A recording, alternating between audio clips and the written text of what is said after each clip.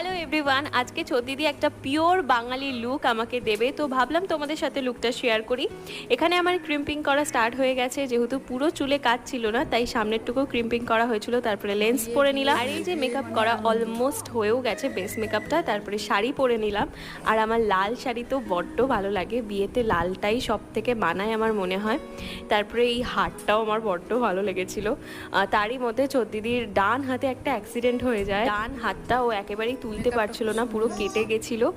তাও ও লুকটা শেষ করেছে, আর ওর স্টুডেন্টরাও ওকে অনেক হেল্প করেছে। তো লুকটা অলমোস্ট শেষের পথে, এখন মুকুটটা পরিয়ে দেওয়া হচ্ছে। আর এই হচ্ছে আমার ফাইনাল লুক। কেমন লাগলো অবশ্যই জানিও।